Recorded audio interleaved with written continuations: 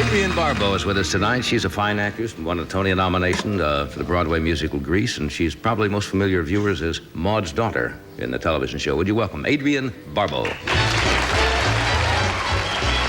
No one listened to me. They only saw my breasts enter the room first. That line wasn't just bitterness. It was an indictment of an entire industry that once viewed Adrienne Barbeau as a commodity. A beautiful actress, a television sex symbol, a body that overshadowed every piece of dialogue. They saw everything, except her talent. But they were wrong. Adrienne Barbeau was never just the sultry figure gliding down the staircase on Maude. She was a steady flame, burning for over 6 decades, through Broadway stages, blood-soaked horror films, the iconic voice of Catwoman, and even now, approaching 80, she hasn't stopped. From an unknown go-go dancer in New York to Hollywood's reluctant scream queen, from a woman left behind after childbirth to a single mother quietly rebuilding her life. Every step Adrienne took was a refusal to be boxed in. She didn't fight with scandals. She didn't complain. She didn't scream. She just kept walking and living.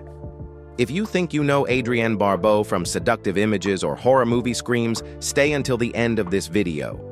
You'll realize, behind the gaze of a symbol lies the story of a woman no one could control, no one could contain, and no one could erase. Adrienne Jo Barbeau was born on June 11, 1945, in Sacramento, California, at a time when America was still struggling to recover from the war. Her family had a diverse ethnic background. Her mother was of Armenian descent, while her father traced his roots to French-Canadian, Irish, and German ancestry. Her father, Joseph Barbeau, worked as a public relations executive for the Mobil Oil Corporation, a job that demanded constant relocation and persuasion. Her mother was a full-time homemaker.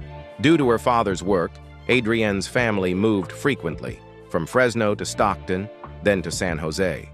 Her childhood was marked by packed suitcases, new schools, unfamiliar neighborhoods, and the constant effort to create a sense of stability in a world that refused to stay still.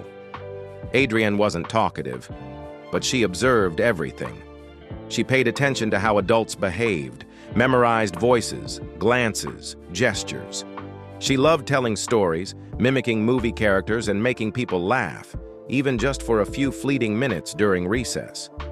While attending Del Mar High School in San Jose, she got involved in theater and immediately felt that the stage was a kind of temporary home, one she didn't have to leave. After graduating, she enrolled at Foothill College, but soon after, Adrienne decided to drop out and join the San Jose Civic Light Opera Company. It wasn't a rash decision. She chose to perform for American troops stationed at military bases across Southeast Asia, where every stage was a makeshift platform and every audience member was someone thinking of family back home. Later, in her memoir, she described that period as an awakening. Amid the noise of war and scattered applause, Adrienne realized that art wasn't just for performance, it was for healing. And for the first time, she felt she truly belonged on stage. Between the distant echo of explosions and the broken rounds of clapping, Adrienne grasped something simple yet profound. She didn't want to stand outside life and narrate it. She wanted to live it, on stage. No textbook had taught her that, but instinct had already made the choice for her. After returning from her performance tour for American troops in Southeast Asia, Adrienne knew she no longer wanted to live in lecture halls. But the road to Broadway didn't open up right away. Between her theatrical ideals and the reality of making ends meet, she had to choose a different path, not out of passion, but out of necessity. In the late 1960s, Adrienne began working as a go-go dancer in a New York nightclub, which she later bluntly described as working for the crowd, a reference to the mafia that controlled the place. Beneath dim lights and pounding club music, no one cared about vocal tone or emotion. But Adrienne watched, learned how to move, how to command a stage, even if that stage came with no script. Not long after, she began auditioning for professional plays.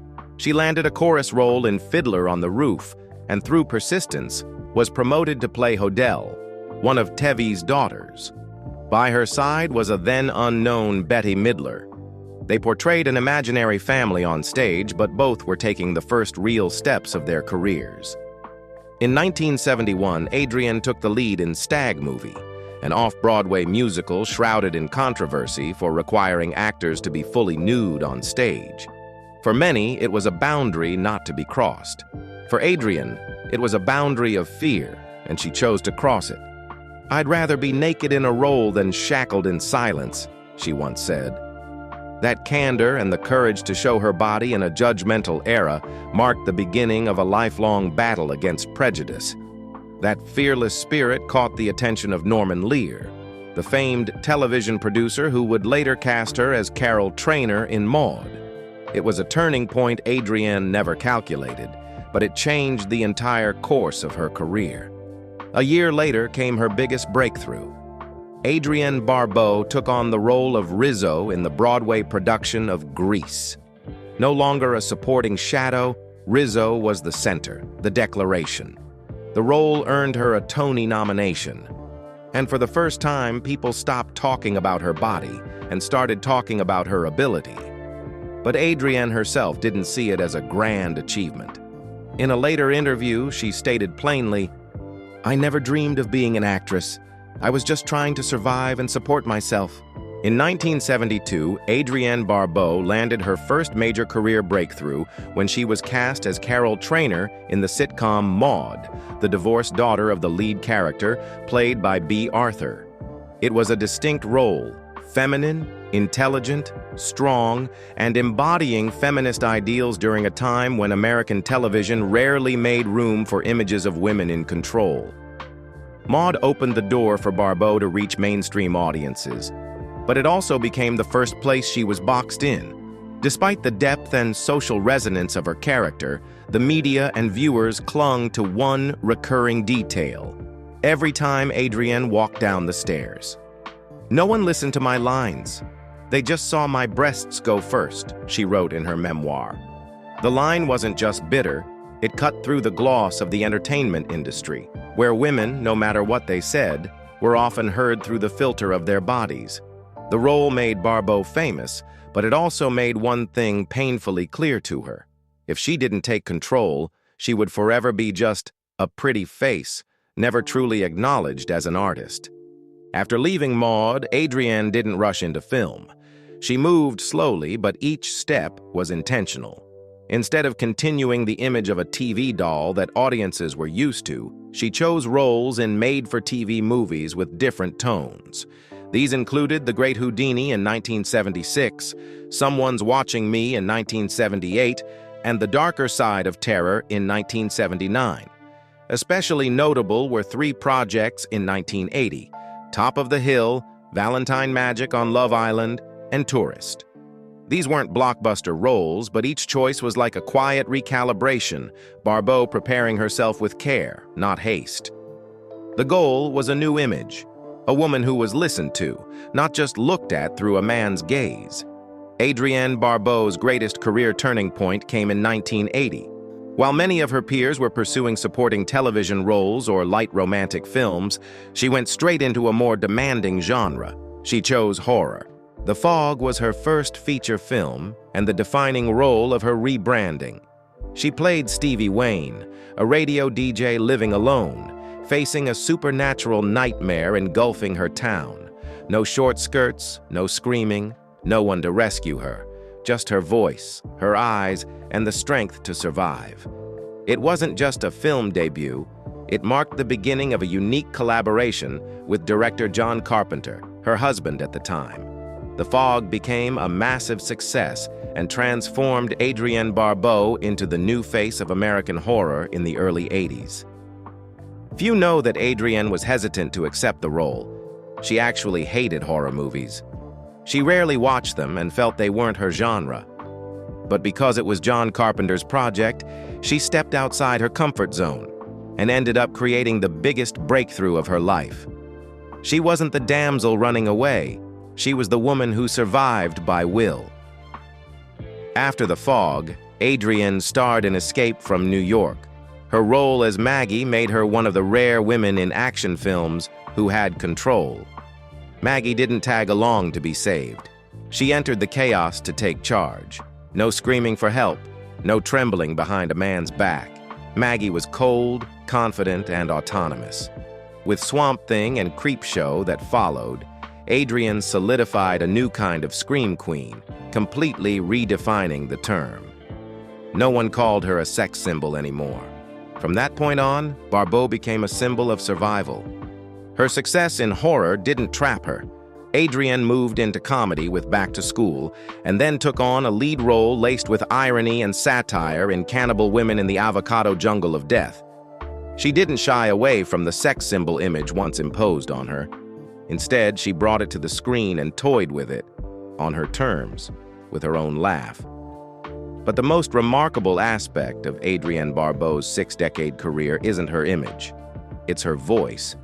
When she was no longer offered lead roles due to age, Adrienne chose another way to appear. She became Catwoman, not for one episode, not for one series, but as the Catwoman of the entire DC animated universe for a decade. From Batman, the animated series, to the new Batman Adventures and Gotham Girls, Barbeau's voice defined a Catwoman who was seductive, icy, intelligent, and powerful. It wasn't voiceover. It was transformation through sound. And from that point on, audiences couldn't separate Barbeau from the essence of Catwoman. She didn't stop at animation. In 2015, her Catwoman voice was chosen to narrate the trailer promoting The Dark Knight Rises, a special event marking 10 legendary episodes of Batman, the animated series. For the public, it felt like a declaration. Barbeau was the original Catwoman. Critics have called Catwoman the most iconic voice role in Adrienne's career. For audiences, it was proof she didn't need her looks to be remembered, just her voice, and the wisdom to show up at the right moment. Adrienne Barbeau's private life was never loud, but behind the stage lights and strong roles was a series of quiet, painful choices, and they weren't always fair. In 1978, Adrienne met director John Carpenter on set. She had just left Maude, and he was an up-and-coming filmmaker fresh off the success of Halloween. A year later, they married. And when The Fog was released in 1980, the two became horror cinema's golden couple. To the public, they embodied a new era of film, smart, independent, and daring. But behind the glamour was a truth no outsider could fully grasp. In 1984, Adrienne gave birth to her first child, Cody Carpenter. Just a few months after he was born, while she was still physically and emotionally drained from childbirth, John Carpenter, the husband, the director, the collaborator, quietly walked out of their home. The divorce happened that same year. No explanation, no slamming doors, just a knife to the back at a time when her body and spirit were already fragile. It wasn't just emotional pain. Adrienne also turned down many acting offers to focus on raising her son. For her, being a mother mattered more than making a comeback. And that was a courageous decision in an industry that has no patience for women taking time off. There was no scandal, no blame game. Adrienne never spoke out. She simply became a single mother in a world she once called a meat market. It took 8 years for her to open her heart again. In 1992, Adrienne met actor and playwright Billy Van Zandt while working on his play Drop Dead. Billy was 12 years younger. The age gap drew media scrutiny, but neither of them responded. In 1997, at age 51, Adrienne gave birth to twin boys. In a later interview, she laughed and said, "I was the only woman in the maternity ward with an AARP card." A joke, but also a calm declaration of her unconventional choice. Her second marriage lasted over 20 years, but also ended quietly. In 2018, they divorced. Again, no scandalous headlines. No one saw Adrienne Barbeau crying on television. No one heard her complain about life. After the breakup, she began therapy to heal emotionally. In a later interview, she said, I no longer feel the need to win after a breakup. I just want peace. While the media started referring to her as former sex symbol or past her prime, Adrienne kept acting, voicing characters, writing books, and raising her children. No one could see the cracks in her public image. And if they did, all they saw was a woman who had stitched them back together with strength and silence. For years, people talked about her body more than her voice, looked at her chest before listening to a single line. But at 70, no one mentioned that body anymore. They started listening. And at last, Adrienne Barbeau was heard for the very thing she had always carried with quiet power, the weight of her silence. Not everyone who lasts leaves a mark. But Adrienne Barbeau is different. She didn't just pass through the screen, she left scars. It began with Rizzo in Grease, the role that earned Adrienne a Tony nomination in 1972. A rebellious girl unshaped by expectations, unapologetically unlikable. Rizzo was the first draft of the defiant womanhood Barbeau would spend a lifetime embodying. In Maude, she played Carol Trainer, a sharp, independent single mother at a time when television still looked at women with cautious eyes. The role brought her a Golden Globe nomination, but also a label she never asked for: television sex symbol. Adrienne wasn't heard, she was seen. But she didn't respond with scandal.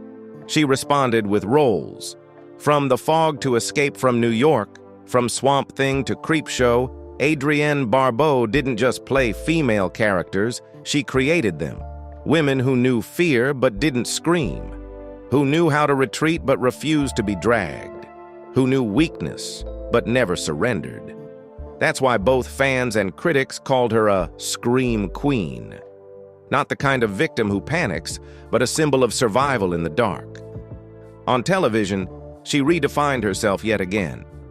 Carnivale, the dark fantasy HBO series, gave her the role of Ruthie, a worn, haunted woman still clinging to her last shred of humanity. That role earned her the award for Best Actress in a TV series and proved one thing: Barbeau was not just the past. In 2016, Adrienne received a Lifetime Achievement Award at the New York Horror Film Festival. A belated honor, but never too late for her. Because for decades, Adrienne Barbeau existed without needing to be called a legend. And eventually, she became a part of pop culture through the sheer force of her quiet resilience.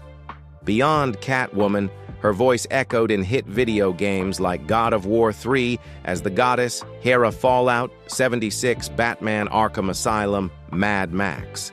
Through these, she reached a younger generation who had never seen Maude or The Fog, but knew her as a sonic icon of the digital world. Her memoir, There Are Worse Things I Could Do, doesn't carry the tone of accusation, but every page serves as a reminder that women who refuse to be obedient are often punished by Hollywood long before they're ever recognized. Barbeau never had to shout to reclaim her voice. She simply kept showing up in films, in voiceover work, in the gaze of those who grew up with Catwoman. Adrienne Barbeau's greatest legacy isn't a single role. It's the uncompromising truth she stood for. A woman can be sexy, she can be smart, she can be strong, and she never has to pick just one. Hollywood once tried to define Adrienne Barbeau by what they saw: a sexy body, a sex symbol, a woman with two big talents. But instead of arguing back, Barbeau chose to patiently prove. Real talent isn't in the body, it's in how you outgrow what others impose on you and quietly render it meaningless. Her life wasn't a burst of fireworks. No shock value, no tabloid drama. Adrienne Barbeau is the kind of woman who doesn't dazzle you in a moment, but shifts your perspective over a lifetime. She is a steady flame, not fading, not flickering, warm enough to light the path for those who follow. She never declared herself a legend, never asked to be recognized. But through a life lived without compromise, without pause, and without letting anyone else decide her story, Adrienne Barbeau became a legend on her own terms, the way every woman should have the right to write for herself. And what about you? Is there something about Adrienne Barbeau that changed the way you see actresses who were once boxed in for their looks? Share your thoughts in the comments below. And if you believe a voice can leave behind a legacy, don't forget to like this video, subscribe to the channel, and join us again in the stories still to come. In 2025, Adrienne Barbeau turns 80, a milestone many would consider the end of a career. But for Adrienne, it's simply the beginning of another chapter. She no longer stars in major box office films, nor is she the face of flashy campaigns, but she continues to create. On her own terms, just as she has for over 6 decades, carefully, steadily, and without compromise. In 2024, Adrienne marked one of her most notable comebacks by voicing Sally Jupiter, the original Silk Spectre, in Watchmen, Chapter 1 and Watchmen. Chapter 2, 2 animated features from the DC Universe. Taking on a character so distinct from her previous role as Catwoman didn't just demonstrate the range of her voice, it proved that even at nearly 80, Adrienne Barbeau remains a trusted name in the world of voice acting, where age places no limit on talent. That same year, she appeared in the feature film Hustlers Take All, playing Priscilla, a tough, seasoned woman who plays a crucial role in the film's secondary plotline. While not a lead role, Adrienne's natural performance and the depth in her eyes gave the character a lasting impression on audiences. In 2025, she is set to appear in Duster, a new television series produced by HBO Max. Set in the 1970s America, the story revolves around a getaway driver for a Southwest criminal gang. Adrienne plays Evelyn, an elderly woman living on society's fringes, yet holding secrets powerful enough to shake the gang to its core. It's one of her rare television roles in the 2000s and is expected to introduce her to an entirely new generation of viewers. Beyond the screen, Adrienne Barbeau continues to have a strong presence in pop culture through fan conventions. In 2025, she is confirmed to attend 2 major events: GalaxyCon Raleigh, July 24th to 27th, North Carolina; Star Trek 59-year mission in Las Vegas, August 6th to 10. At these events, she'll sign autographs, host conversations, and share stories from her journey, from Maude, The Fog, Swamp Thing to Catwoman, and even her time as a radio host. These gatherings affirm that Adrienne isn't just an actress, she is a living witness to the history of American television and film across more than half a century of change. In everyday life, Adrienne maintains a warm connection with her fans through social media. On her personal Instagram, she frequently shares simple, down-to-earth moments, like a Christmas 2024 photo featuring her 3 sons and beloved dog in a cozy family setting. No longer the sultry screen figure, she now radiates something else: peace, fulfillment, and the quiet dignity of a life fully lived. Today, Adrienne Barbeau is no longer the sexy symbol, nor the loud scream queen the media once branded her. She is an artist who has outgrown every label, who has defied ageist norms, and who stands firm on the path she's walked quietly for more than 60 years. Not through dramatic comebacks, but through a warm, steady voice in the dark, through eyes that have seen the evolution of an entire industry, and still remain clear enough to choose to go on. Adrienne Barbeau doesn't just live in memory. She's still here, part of the present age, with all the humility, depth, and irreplaceable presence she's always carried.